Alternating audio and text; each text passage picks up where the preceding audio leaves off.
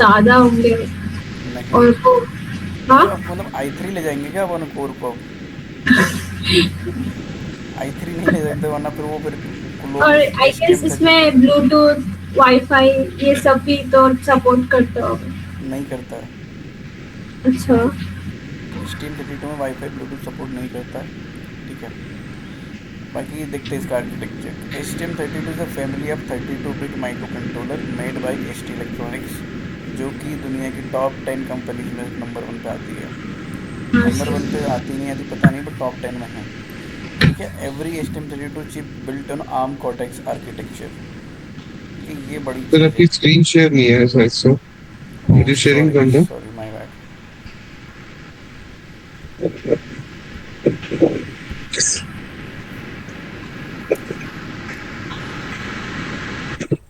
No. Okay, so STM32 जो chip होती है, it's based on ARM Cortex. Right. Industry में अगर आपने अपने रिज्यूमे में लिंक्डइन पे ये लिख दिया कि आपने आर्किटेक्चर पे काम किया है, तो फिर तो आपको मेहमान समझेंगे इंटरव्यू में। ठीक है, तो ये ऐसा क्या? अरे बहुत ज़रूरी है। एकदम लिख वो दिखने में ही उसका नाम भी एकदम ऐसा है ना कि जनता भी है। ठीक है। आर्म कॉर्टेक्स आर्किटेक्चर के ऊपर पूरा बना हुआ है। सबका आर्किटेक्चर अलग होता है। जैसे AVR का जो आर्किटेक्चर होता है और वो अलग अलग उस पर बना होता है। जो सो वो आर्डिनो का होता है ना। हाँ, AVR मतलब वही जो AVR कंट्रोलर आते हैं ना, ये आर्डिनो के अंदर भी वही लगा होता है। कौन सा कंट्रोल होता है आर्डिनो के अंदर? AVR। 8 mega three two eight P 18 mega कुछ। 8 मेगा 328 पी। यस यस है ना? सॉरी। 3.8। 32 का मतलब क्या है उसके अंदर? 32। कि वो भी 32 बिट माइक्रो प्रोसेसर है। मतलब एक बार में 32 बिट का इंस्ट्रक्शन एग्जीक्यूट कर सकते हैं ये माइक्रो कंट्रोलर। ये मतलब एक। Sir four four CPU cycle two हाँ, दी पावर का मतलब टू दी मतलब 4 सीपीयू साइकिल एक बार में वो एग्जीक्यूट कर सकते हैं। 4 CPU साइकिल्स। मतलब वो है ना मैंने टू कहाँ पढ़ा था 32 ये? मतलब। हाँ। कहाँ पढ़ा था? पढ़ा तो है मतलब पर नहीं थी इसमें। हाँ, तो एक बार अच्छे से और पढ़ना, क्योंकि ये चीज़ों में इंटरव्यू कई बार उलझा देते हैं कि भाई 32 माइक्रो, तुमने बोला कि 32 बिट माइक्रो कंट्रोलर नहीं है। मैं वो एम्बेडेड सी सीख रही थी ना उसपे वो आ रहा था स्ट्रक्ट पैडिंग में। हाँ, तो बट स्ट्रक्ट पैडिंग में क्या है ऐसे उसमें आ रहा था कॉन्सेप्ट नहीं थर्टी उतना टू भी, मतलब फीट का। एग्जैक्टली नंबर सिंपल से याद रखो। 32 बिट मतलब क्या होता है 32 बिट का? ये 32 बिट इंस्ट्रक्शन, 32 बिट मतलब जीरो से लेके कितने भी अपने जो बिट होते हैं, 32 बिट का इंस्ट्रक्शन एक बार में एग्जीक्यूट कर सकता है। ठीक है। इसका जो CPU होता है वो उसकी बात चल रही है। और 8 का मतलब कुछ होता होगा उसके अंदर, 8 मेगा हर्ट्स होता होगा मेरे हिसाब से। 3 to 8 पी है। 8 कुछ इंडिकेट करता होगा आर्डिनो के अंदर। ठीक है। तो वो AVR का कंट्रोल होता है, जितने भी 8 मेगा के 8 मेल के बोर्ड होते हैं वो सब STM32 आर्म कोटेक्स पे चलता है। और ESP32 का खुद का आर्किटेक्चर है, चाइनीज़ आर्किटेक्चर होता है उनका। उसका होता है एक्सप्रेसिव कुछ करके एक्सपेंसिव। बोलते हैं। एक्सपेंसिव। एक्सप्रेसिव कुछ और भी नाम होता है उसका। सर हाँ। वो जब मैं कंपाइलर का बिल्ड इन करती हूँ ना उस पे तो लिखा होता है ना एक्सटेंसा कुछ। वो हाँ, क्या होता एक्सटेंसा। एक्सटेंसा एक्सप्रेसिव एक्सटेंसा कुछ करके होता है उसका आर्किटेक्चर। वो उस पर चलता है, वो इन पर नहीं चलता। ठीक है। तो सर सेम जब टू। हम ये बोलते हैं ना कि लाइक एज एडिटिव का आर्किटेक्चर अलग है, स्टीम का अलग है और टेक्निका का अलग है, हाँ, वो आर्किटेक्चर से we are referring to to the design architecture और like what exactly it is. ये कंट्रोलर से इंटरनल डिज़ाइन आर्किटेक्चर, कंट्रोलर जिस आर्किटेक्चर पे बना है कि वो कैसे काम करता है। अब वो तब समझ आता है जब अपन माइक्रो प्रोसेसर को बहुत डीप में पढ़ते हैं थोड़ा सा। राइट। तो मतलब और एक होता है ना रिस्क भी प्रोसेसर सिस्क भी। हम्म। वो वो क्या मतलब वो प्रोसेसर में होता है उसका आर्किटेक्चर। हाँ, वो उसमें भी आता है, माइक्रो कंट्रोल के अंदर भी आता है, पर वो मोस्टली मेरे हिसाब से उसमें जो जब वो ज़्यादा इधर सपोर्ट करता है AVR कंट्रोलर में बहुत ज़्यादा मिलता है। रिस्क वाला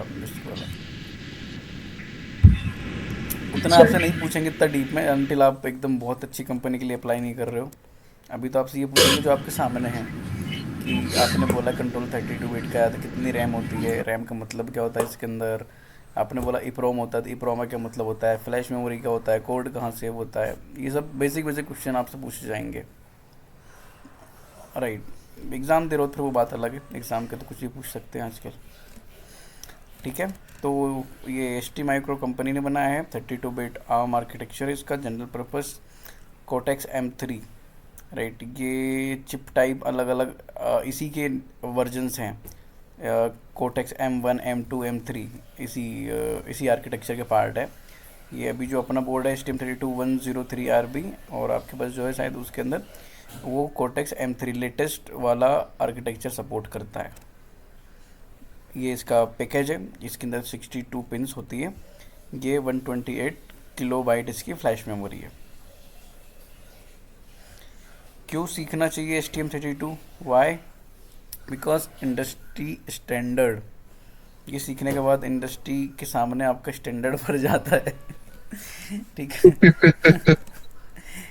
तो एक्चुअली इंडस्ट्रियल ग्रेड का कंट्रोलर है, so it is used in standard application actually, just like automotive applications, medical device, industrial PLC, because when you see like other controllers, they are like AVR क्या होता है ना, थोड़ा costly ज़्यादा होते हैं और बल्कि ज़्यादा होते हैं। चाइनीज़ कंट्रोलर पे लोग भरोसा नहीं करते, राइट। सो और ये जो होते हैं STM32, सबसे पहले तो इनका आर्किटेक्चर बहुत अच्छा है, कॉम्प्लेक्स भले ही है बट बहुत सबसे फास्ट आर्किटेक्चर है। सेकंड चीज़, इसकी जो चिप होती है वो बहुत कॉस्टली मिलती है, डेवलपमेंट बहुत महंगे मिलते हैं, लेकिन चिप बहुत बहुत कम कॉस्ट में मिल जाती है जब हम इंडस्ट्री से बल्क एक्सपोर्ट करते हैं, राइट। इसीलिए इनका ऑटोमोटिव ECU जो व्हीकल्स होते हैं, व्हीकल के अंदर जो कंट्रोलर होता है, इलेक्ट्रिक कंट्रोल यूनिट ECU, इसके अंदर यूज़ करते हैं। मेडिकल डिवाइस के अंदर छोटे मोटे जो मेडिकल इक्विपमेंट रहते हैं उसके अंदर यूज़ करते हैं। PLC के अंदर इसका यूज़ करते हैं, राइट। और जो डिस्प्ले आती हैं उसके अंदर यूज़ करते हैं, LCDs के अंदर यूज़ करते हैं, बहुत ज़्यादा यूज़ केसेस हैं इसके। And free professional. हाँ जी। AVR, okay, ATmega controller, AVR based architecture जो माइक्रो कंट्रोलर्स है, और STM32 बेस्ड जो माइक्रो कंट्रोलर्स है। हाँ तो लाइक एज यू मेंशन कि इंडस्ट्री में STM32 ज्यादा यूज होता है। AVR का आपने कुछ बताया था एग्जैक्टली, वो सर एक बार फिर से रिपीट करेंगे। मतलब AVR हम कम यूज करते हैं सी रीजन से, like what is the reason for that? कोई पर्टिकुलर स्पेसिफिक यूजेस में नहीं AVR जनरली यूज होता है? लेट्स थोड़ा समझ लेते हैं, कुछ पॉइंट्स को लेकर डाउट आया है तो। AVR versus arm cortex.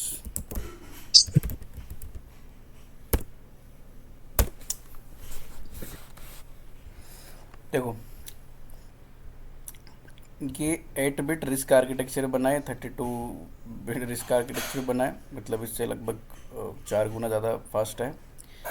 Performance इसका लो रहता है, इसका हाई रहता है।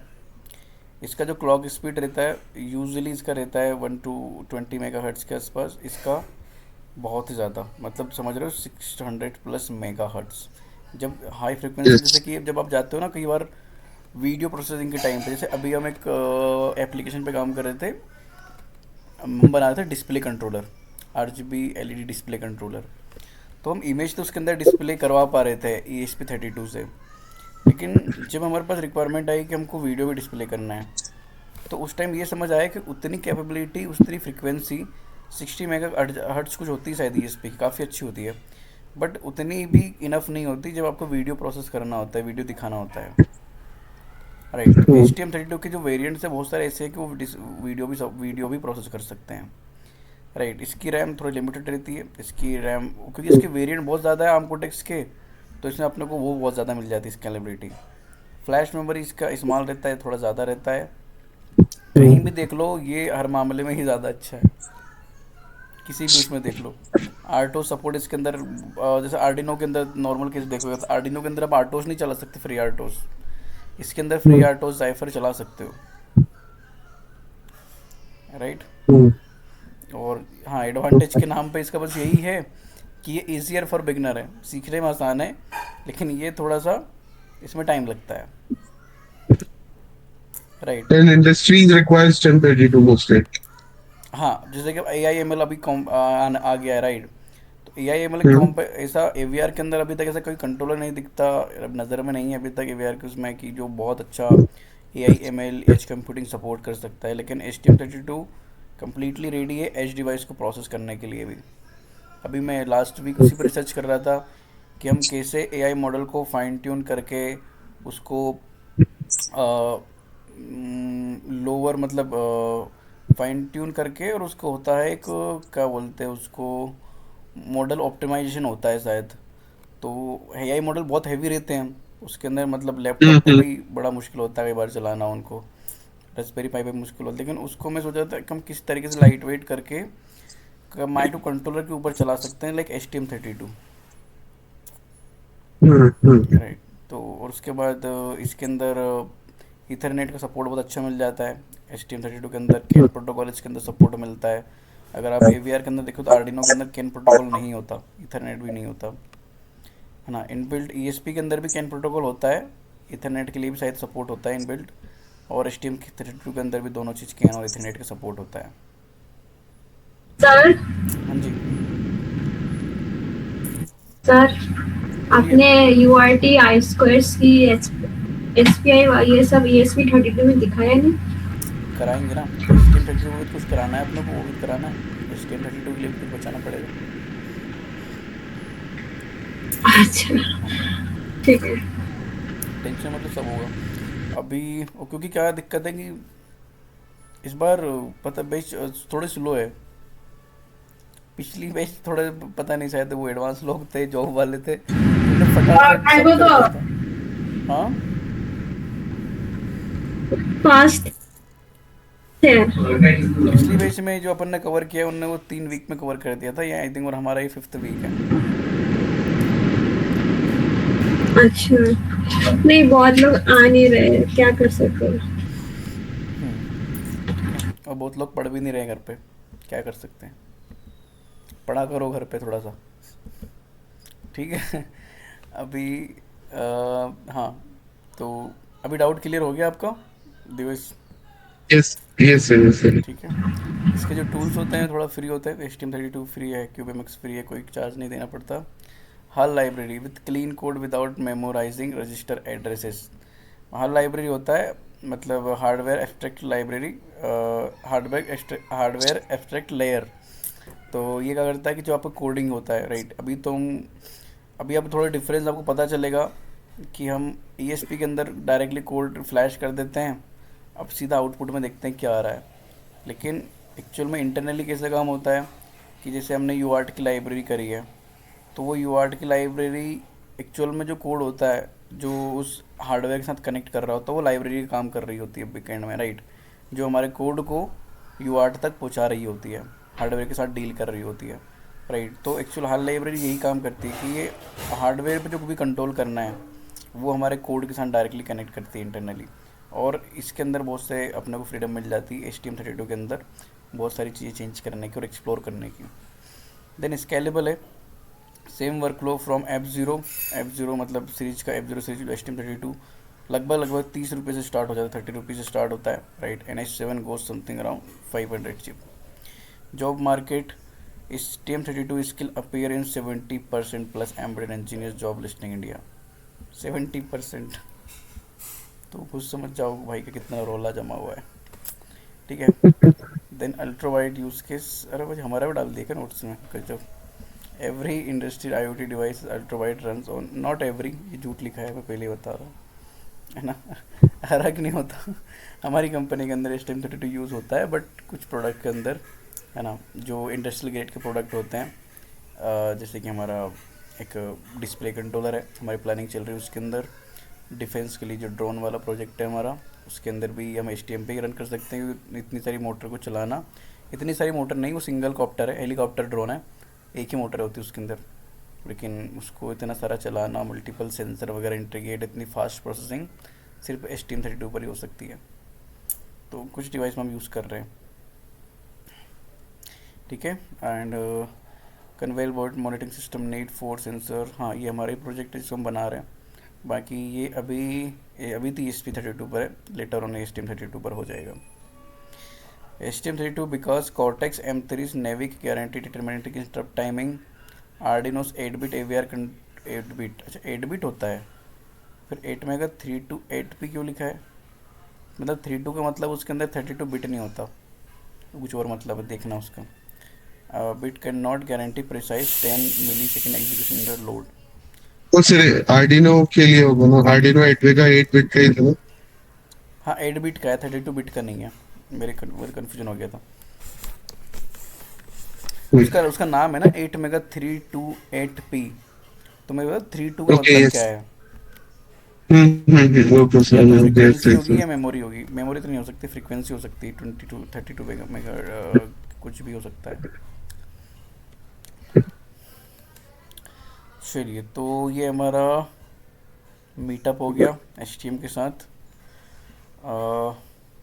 यप, तो ये जो बोर्ड हम ये वाला यूज़ करने वाले हैं, right. Your board is not just a board. तो फिर क्या है ये, ठीक है। फ्लैश 32, मेमोरी, हाँ 32 बिट, 32 32 बिट केबी की फ्लैश मेमोरी। फ्लैश मेमोरी होती है 32 बिट के आर्डिनो के अंदर। यस, या 8 बिट आर्किटेक्चर है तो वो 328। सर मैंने ये आपको बोला था ना रिस्क आर्किटेक्चर, तो उसमें तो वो मेंशन किया है, तो उसका मतलब क्या है 8 बिट रिस्क आर्किटेक्चर? समझा नहीं मैं। अरे मतलब जब आपने चैट जीपीटी में कंपैरिजन किया था ना एवीआर वर्सेस हाँ। क्या बोलते हैं आर्म कॉर्टेक्स, तो आर्म कॉर्टेक्स का आर्किटेक्चर रिस्क आर्किटेक्चर है।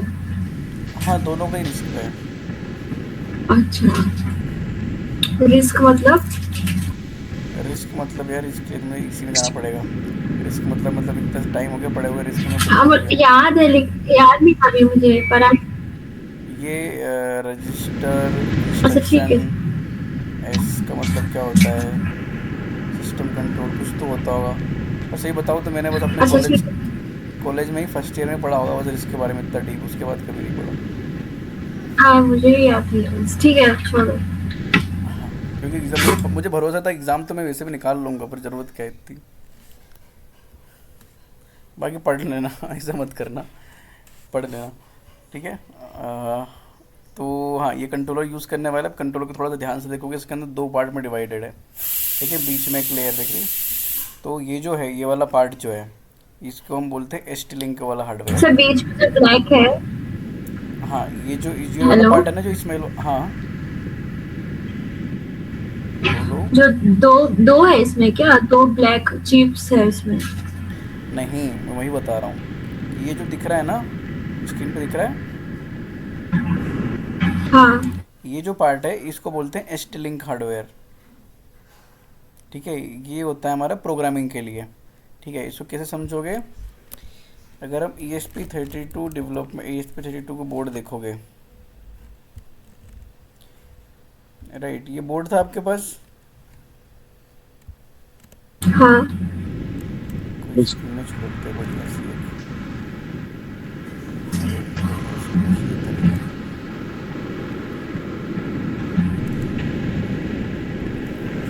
सी ESP32 के अंदर, like this is our actual chip, not this is not actual chip, chip is inside that.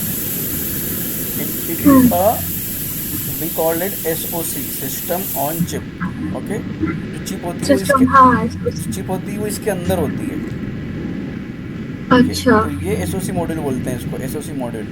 Chip भी इसके अंदर होती है। चिप इसकी ESP32 की चिप ये होती है, ESP32 चिप, ये एक्चुअल में चिप होती है।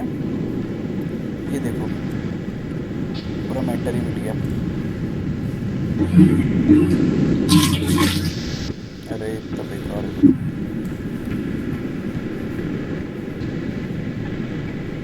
ठीक है, एक्चुअल में चिप ये होती है, ठीक है। अब ये हम्म। चिप इसकी चिप के बेस पे ये मॉड्यूल बनाया जाता है, इसको मॉड्यूल बोलते हैं। इसको डेवलपमेंट किट बोलते हैं, ठीक है। अच्छा अच्छा। तो अगर डेवलपमेंट किट पे आओगे, ये जो आईसी रहती है, ये इसके ये या तो FTDI कुछ रहेगी आईसी, या CP2102 रहेगी। ये होती है हमारी ड्राइवर आईसी। ड्राइवर आईसी क्या करती है, ये USB to TTL IC, TTL का काम करती है। TTL का मतलब RX TX और ग्राउंड कनेक्ट रहता है उसमें। मतलब जो हमारा कोड होता है वो USB से लेके TTL के थ्रू, ESP के RX TX के थ्रू ये चिप के अंदर फीड करती है, अच्छा। ठीक है। तो ये वो आईसी ये काम करती है, मतलब ये ब्रिज का काम करती है। जैसे कि आपको प्रोडक्ट बनाना होता है, प्रोडक्ट में आपको बार बार तो कोड करना नहीं होता, तो उस टाइम पे आप ये वाला नहीं दोगे, ये वाला पार्ट। ठीक है, एक बार प्रोग्राम करके उस प्रोडक्ट में फिर छोड़ दोगे, ये वाला पार्ट हम प्रोडक्ट के उसमें नहीं देते, क्योंकि प्रोडक्ट वो तुमको फ्लैश मेमोरी की तरह क्या। ये वाला एक बार कोड फ्लैश हो गया तो वो बार बार चलता ही रहेगा हाँ, वो जब फ्लैश तक का मेमोरी में नया रहेगा। हाँ ठीक है, तो ये डेवलपमेंट के लिए कि हमारा ड्राइवर आईसी होगा, ये हमारा वोल्टेज रेगुलेटर हो गया, ये हमारे बटन्स हो गए इनेबल और बूट करने के लिए, ये हमारा यूएसबी इनपुट हो गया। ठीक है, इधर इसमें एंटीना भी रहता है। अब ये तो ये था इसका कोड अपलोड करने के लिए, कोड हम यूएसबी से डालें तो इसके अंदर चला जाए।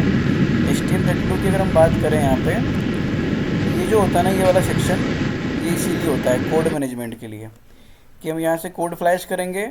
ये जो ST-Link की आईसी है, ये भी STM32 की खुद की आईसी है। ST-Link ये आईसी क्या करती है कि कोड यहाँ से यूएसबी से लेके फॉरवर्ड करती है STM32 की चिप के ऊपर। लेकिन इसके अंदर अनलाइक मतलब जो उसके अंदर फीचर नहीं होता ये STM32 के अंदर, वो इसके अंदर एक और चीज़ क्या होती है, डिबगिंग। राइट, डिबगिंग वाला इसके अंदर एक चीज़ होती है कि ये डिबगिंग हम हर एक कोड की हर एक लाइन पे जाके देख सकते हैं कि किस लाइन पे क्या एग्जीक्यूट हुआ है, किस वेरिएबल की क्या वैल्यू है। कोड को पूरा लाइन बाय लाइन, अभी हम यहाँ पे क्या करते हैं, पूरा कोड एक साथ कंपाइल करके डंप करते हैं, फिर चेक करते हैं। करेक्ट, STM32 के अंदर हम ज़्यादा डीप में ये भी कर सकते हैं कि हम लाइन बाय लाइन एग्जीक्यूट कर सकते हैं कोड को, एक लाइन करके, पूरा ना करके एक साथ, ताकि बग हमको पता चले कि कहीं पे मान लो किसी लाइन के अंदर बग है। अच्छा ये लाइन बाय लाइन एग्जीक्यूट होता है क्या इंटरप्रेटर जैसा? हाँ, वो उसको हम डिबगिंग बोलते हैं, डिबगिंग के अंदर होता है ये, तो ये डिबगर का काम करता है। वो बाकी उसमें नहीं कर सकता क्योंकि उनके अंदर डिबगर नहीं होता। ये जो होता है ये प्रोग्रामिंग अपलोड करने के साथ साथ डिबगर का काम भी करती है आईसी। ठीक है, और इसीलिए आपको ये बोर्ड दिया गया है, अदरवाइज बोर्ड आपको ये भी दे सकते थे हम, जो क्या बोलते हैं STM32 ब्लू पिल, इस टाइप हाँ के भी सब दे वो बहुत सकते थे। ठीक होता है, है हाँ। लेकिन इसमें क्या दिक्कत आती है, इसमें कई बार दिक्कत ये आती है कि इसमें डिबगिंग नहीं हो पाती लाइन बाय लाइन। ये STM32 से भी बहुत छोटा है। हाँ बहुत छोटा है, कॉस्ट कम कॉस्ट का है। अब इसकी कॉस्ट देखोगे तो 1800 कुछ 2000 के नियर बाय आता है। हाँ राइट, ये अच्छा बाप रे। राइट, ये कितने का आता है, 126 का। इतना डिफरेंस हाँ है, तो हमने इतना डिफरेंस सिर्फ इसलिए दिया है डिबगिंग के लिए। डिबगिंग इतनी अच्छा, ज़रूरी है इंडस्ट्री के आज के टाइम पे कि ये कॉस्ट हमारे लिए बेयर करना कोई बड़ी बात नहीं। तो मतलब दोनों में वैसे PRTO सपोर्ट है ना, हाँ, मतलब करने के फ्री आर्टोस दोनों में सपोर्ट है। इसके अंदर ST-Link आपको अलग से ख़रीदना पड़ता है कोड करने के लिए। इस हाँ पे आप मैंने डायरेक्टली खरीदा था। प्रोग्राम, आई थिंक इसके अंदर तो है, इसके अंदर डिबग ST-Link इनबिल्ट है शायद इसके अंदर। राइट, इसके अंदर ST-Link आता है ना डायरेक्टली। मुझे नहीं, मैंने अलग से ST-Link खरीदा, ST-Link प्रोग्राम। हाँ, तो मैं भी आई थिंक अलग से ST-Link लगता है इसके लिए, इसके अंदर हेलो इनबिल्ट आता है। और अलग से भी लेते हैं ना ST-Link, बहुत से ST-Link ऐसे होते हैं जो कोडिंग तो आप अपलोड कर लोगे लेकिन डिबगिंग सपोर्ट नहीं करेंगे, बहुत उसके अंदर दिक्कत आती है ये। राइट, बट फिर हमने सोचा कि इस पे स्विच करते हैं, इसके अंदर डिबगिंग भी है। ठीक है, तो ये है, ये इसके स्टेक मतलब यही इमेज दिखा रहा है कि पहले यहाँ पे STM32F103C8 चिप प्रोग्रामर, ये प्रोग्रामर है। उसके बाद USB कनेक्टर और LEDs हैं इसके अंदर इंडिकेशन के लिए, ग्रीन LED है। और फिर डिबग कनेक्टर है 4 पिन का यहाँ पे कहीं पे। और फिर हमारी एक्चुअल में चिप आती है, ये माइक्रो कंट्रोलर है STM32F10RB। और इसके अंदर एक LED भी है और कनेक्टेड हो A15 GPIO पिन है इसकी, कि पोर्ट नंबर A5 पे इसकी LED कनेक्टेड है। देन B1 पे पोर्ट नंबर C13 पे एक ब्लू बटन भी कनेक्टेड है इनबिल्ट, जो हम पुश बटन अलग से लगाए थे ना अभी ब्रेड बोर्ड पे, वो हमको लगाने नहीं पड़ेगी। इसके अंदर LED और पुश बटन डायरेक्टली पहले से लगी हुई है। आर्डिनो अगर इस पर कनेक्ट करना हो डायरेक्टली, इसके लिए हेडर दिया हुआ है कि आप पूरा का पूरा आर्डिनो इसके ऊपर रख सकते हो, तो आर्डिनो डायरेक्टली इससे कनेक्ट हो जाता है। एंड मोरफो हेडर इनको बोलते हैं, ये जो दिए ये जो क्या बोलते हैं इनको, बग स्ट्रिप्स 2 पिन की, ये इनको बोलते हैं, ये वाले कनेक्टर हैं हेडर्स पिन। ठीक है, and key component where the what the STM32 ये हमारा बोर्ड है, एस लिंक चिप उसके अंदर लगी हुई है। यूएसबी केबल बी टाइप की लगेगी जो कि आपके पास में होगी, राइट। किट के अंदर ऑलरेडी बी टाइप की केबल होगी। और एलईडी और बटन इसके अंदर ऑलरेडी लगे हुए हैं तो ज़रूरत नहीं है, ठीक है। ये इसका इनसाइड ब्रेन है कि इसकी कैपेबिलिटीज़ क्या क्या हैं, इसके अंदर क्या क्या खूबियाँ हैं। So first of all it is based on ARM cortex M3 architecture, clock speed 72 megahertz जो कि बहुत अच्छा है। Flash memory, right, 128 kilobyte, right, जहाँ पे हमारा प्रोग्राम स्टोर होगा। एंड इसकी जो स्टैटिक रैम होती है 20 kilobyte, right, to manage the variables and other processing. Then GPIO pin, it has 51 GPIO pins, it has 3 UART। ESP में कितने UART होते हैं? 2 आई थिंक, इसके अंदर 3 होते हैं। SPI इसके अंदर 2 होते हैं। I2C इसके अंदर 2 होते हैं। टाइमर 7 होते हैं including advance motor controller timer, motor control करने के लिए अलग से टाइमर दिया जाता है। Then ADC, analogue to digital converter, कितने होते हैं? 2 ADC होते हैं, 12 बिट के होते हैं, 10 चैनल्स। ESP के अंदर कितने बिट का था ADC? 12 बिट, राइट, इसके अंदर भी सेम है। PWM कितने चैनल होते हैं? 12 चैनल, राइट। ऑपरेटिंग वोल्टेज 2.2 से 3.6 वोल्ट तक। सॉरी इसमें भी 3.6 तक ही है। हाँ, बट हम जनरली 3.3 प्रेफर करते हैं। ये पैकेज टाइप है LQFP64।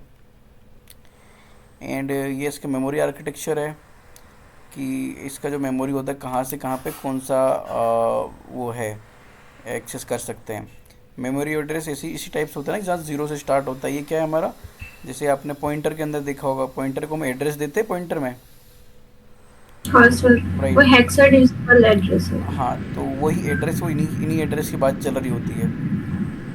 जैसे कि आपने SRAM के अंदर ये वेरिएबल, ठीक है, एक वेरिएबल बनाया आपने पॉइंटर के अंदर, तो उससे कुछ तो एड्रेस होगा, राइट। तो एड्रेस इसके बीच में कहाँ होगा? वो एड्रेस ये बताना चाह रहे हैं यहाँ पे, वो जो भी एड्रेस होगा वो इसके बीच में होगा, 0 क्रॉस 2 से लेकर यहाँ तक एड्रेस होगा, ठीक है। क्योंकि ये माइक्रो कंट्रोलर के अंदर सारे एड्रेस पहले से असाइन होते हैं, लिमिटेड है मतलब इसके अंदर।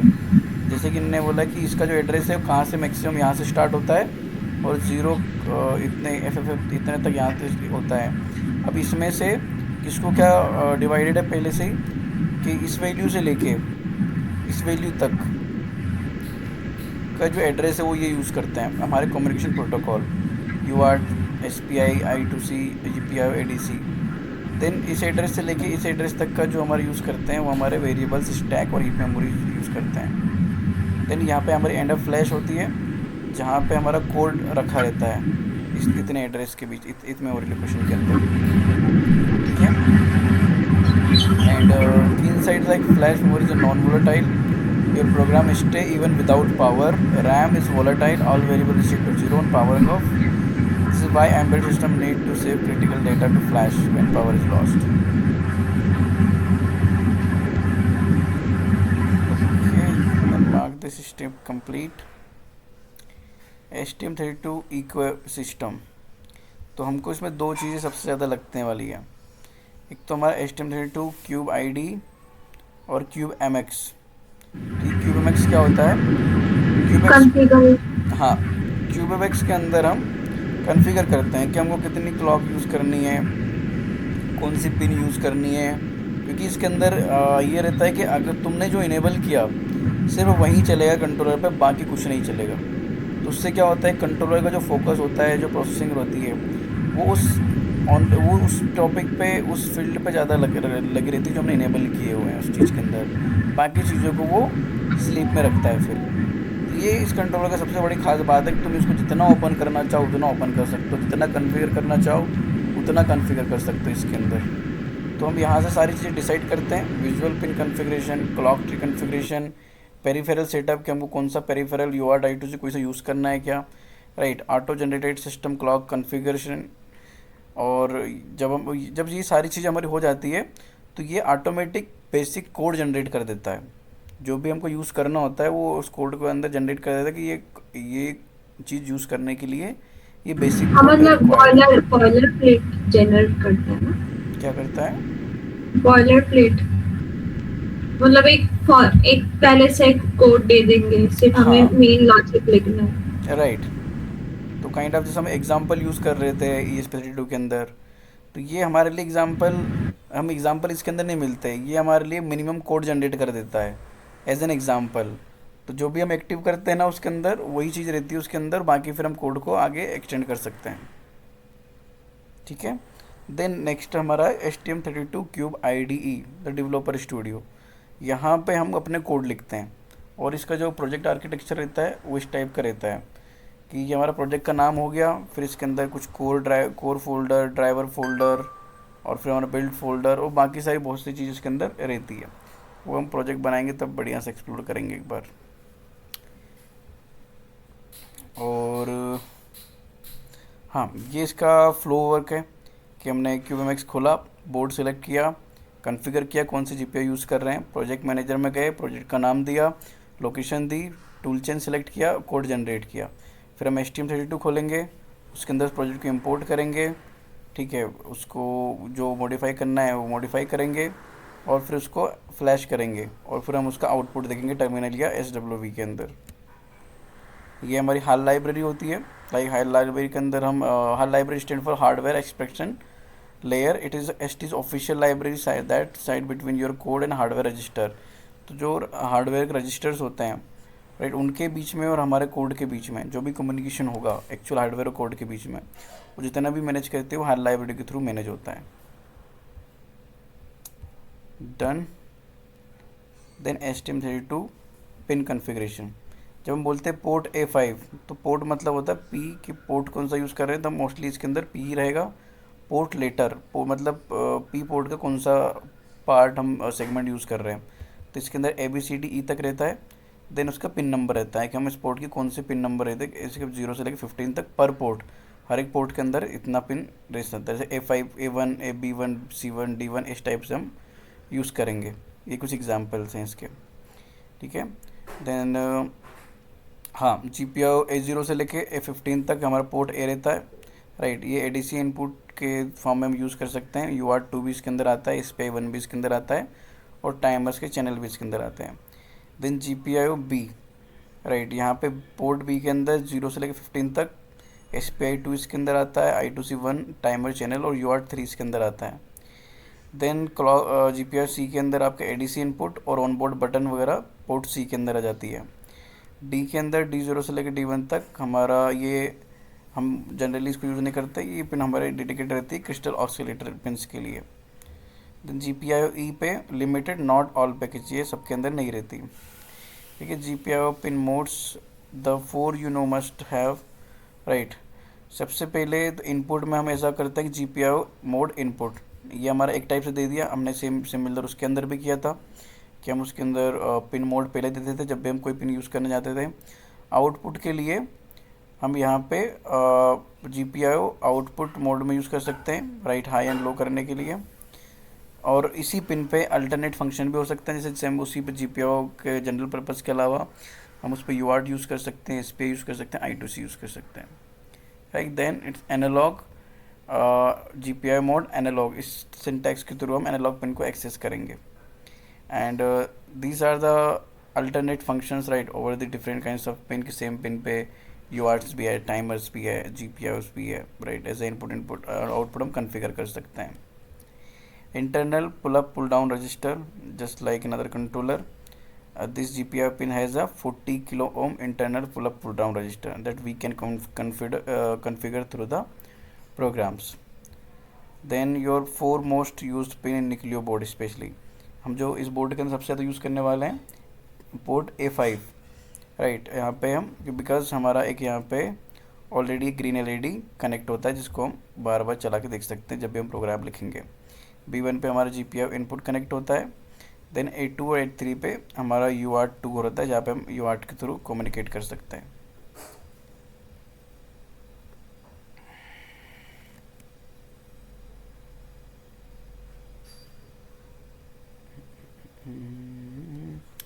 बाकी चीज़ें हम आराम से पूरा टाइम पे देख लेंगे। ओके।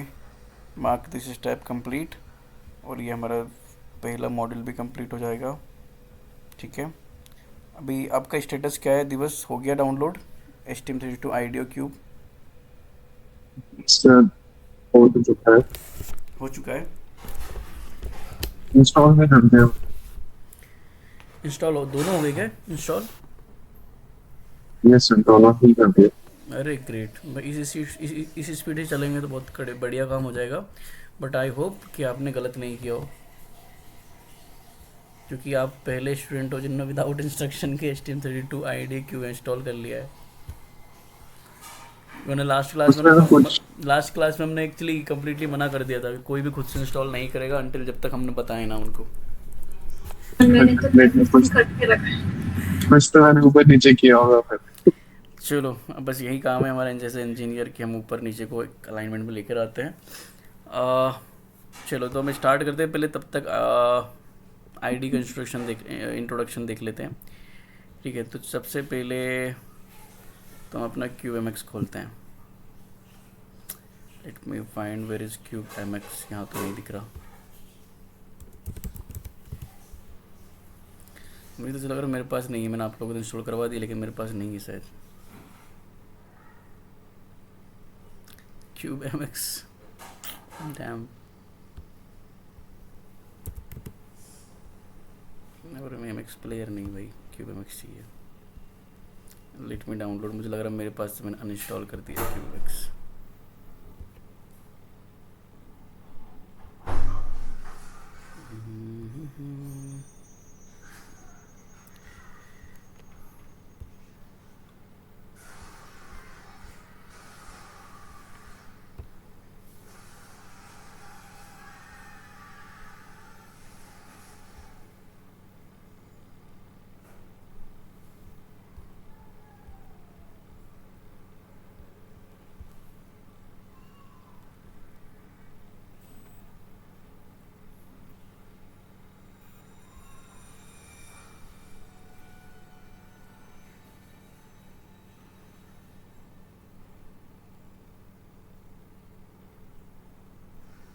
अच्छा, तो भाई लिंक भेजेंगे उसके बाद डाउनलोड करेंगे। बड़ा ही कॉम्प्लेक्स है इनका,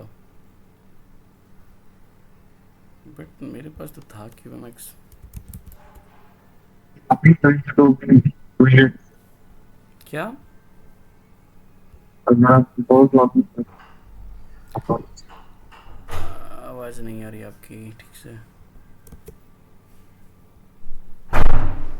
चलिए, वो डाउनलोड होगा तब तक हम ये देख लेते हैं क्यूब IDE का। ये होगा कि आप अगर लॉगिन करें अकाउंट से तो डाउनलोड सर। सॉरी यार, इसको मतलब आवाज़ समझ नहीं आ रही।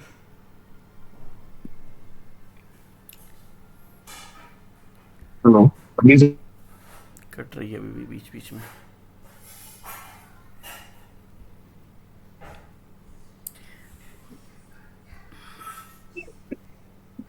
मैं ये बोल रहा था सर कि अगर आप लॉगिन करते हैं तो जैसे डाउनलोड करें।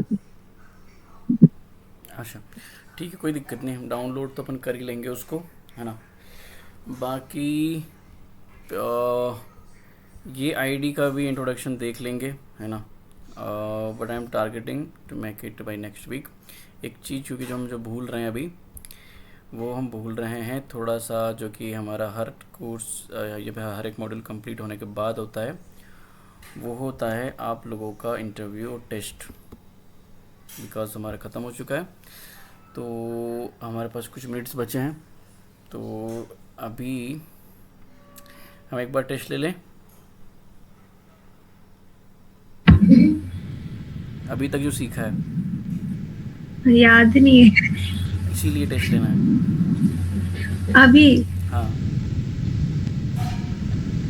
तो नेक्स्ट वीक या फिर इस कल नेक्स्ट ट्राई तो कर ही सकते हैं। हाँ, आगे फिर से एक बार चेक करते हैं। चलो, तो फिर मॉक इंटरव्यूज़ की प्रैक्टिस आप करके आइएगा, है ना। आई विल ट्राई कि या तो नेक्स्ट वीक या बीच में वीक ऑफ में कभी प्लान हो सकता है तो मैं करूँगा। अच्छा, ESP32 में ना। हाँ, STM32 हम नेक्स्ट वीक में स्टार्ट करते हैं। इंट्रोडक्शन तो हमारा हो गया है, डाउनलोड इंस्टॉलेशन आपने कर लिया है लगभग, राइट। हाँ जिनका नहीं हुआ है इस वीक में करवा देंगे, और फिर नेक्स्ट वीक से हम इसी कोडिंग चालू करते हैं। अभी ओके सर। तो अब मेरे को सर बताओ, अभी अपन पूरा टाइम इस पर डिस्कस करते हैं कि तुमको पुराने मॉडल में क्या समझ नहीं आया और तुम लोग क्यों इंटरव्यू के लिए प्रिपेयर नहीं हो, जो सीखा उसके लिए एटलीस्ट। ये हमारा मॉडल था, राइट, 23 पार्ट्स ऑलरेडी जो कर चुके हैं। सर सारे, हाँ जी बताइए। सर मेरा एक प्रॉब्लम पर्सनल, अच्छा मेरा तो 1 महीने का था ना। तुम्हारा 1 महीने का था क्या? जब आपको याद ही नहीं है तो मैं क्या बोलूँ फिर। नहीं, मुझे याद नहीं है कि मुझे सबका ऐसा है कि, अच्छा आप तो नहीं, आप वो HR, ठीक है। हाँ तो नो वरीज। तो तुम्हारा क्या प्लान है अभी? नेक्स्ट HTM कंटिन्यू करना है हाँ सर ऑब्वियसली। है ना? तो ये हमारा नेक्स्ट वीक से, वैसे तो क्या हमारा नेक्स्ट वीक इस बार स्टार्ट हो, नेक्स्ट मंथ इस वीक से स्टार्ट हो गया है। 4 वीक कंप्लीट हो चुके हैं, बट थोड़ा सा 1 वीक मैंने एज अ कॉम्प्लीमेंट्री किया, थोड़ा सा मतलब वहाँ छूट गया, कंप्लीट हुआ नहीं है तो रख लिया आज का, ठीक है। बाकी हाँ, अभी देखो तुमने जो पढ़ा वो सब पढ़ रहे हैं। एक्चुअली दिक्कत ये है, जो तुमने अभी तक अपन ने किया है लगभग, मतलब एकदम इंजीनियरिंग के अंदर क्या होता है कि 40 बच्चे बैच के अंदर है, जाहिर सी बात है 30 तो पढ़ते ही नहीं होंगे, है ना? 10 लोग ऐसे होते हैं कि जो बोलते हैं कि चलो ठीक है यार, करना तो चाहिए, पढ़ना तो चाहिए, सही बात है। अब 10 में से भी ऐसे होते हैं कि 10 में से मेरे हिसाब से 8 ऐसे होते हैं कि जो आर्डिनो पढ़ते होंगे और थोड़ा सा नोड MCU ESP8266 पे जाते होंगे, राइट। बाकी कुछ ही लोग ऐसे रहते हैं जो उनसे थोड़ा सा डिफरेंट लेवल पर जाएंगे, और वहाँ पे वो जो दो होते हैं उनको होता है कि वो HTM32 तक भी पहुँचे।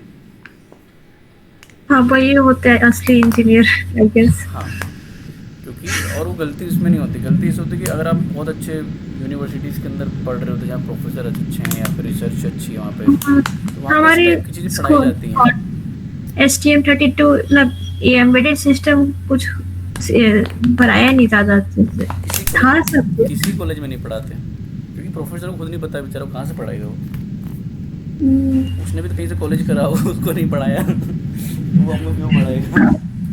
नहीं बेसिकली टायर 2 टायर 3 में तो कोर का तो छोड़ो ही, वो कहाँ भी है। हाँ, टायर तो 1 80 से भी ठीक चलता हुआ। STM32 है ना, ये वो चीज़ है जो कि आपको बाकी लोगों से थोड़ा डिफरेंट बनाएगी, और आपको डेफिनेटली बहुत सी दिक्कत आएंगी, बहुत सी चीज़ समझ नहीं आएंगी सर कई बहुत बार। डिफिकल्ट है थोड़ा बहुत, मैंने खुद ट्राई किया था ना, मुझे आ नहीं रहा था। हाँ, वो इतनी इजीली नहीं आता, राइट। विदाउट ट्रेनिंग HTM32 करना थोड़ा सा बड़ा मुश्किल है।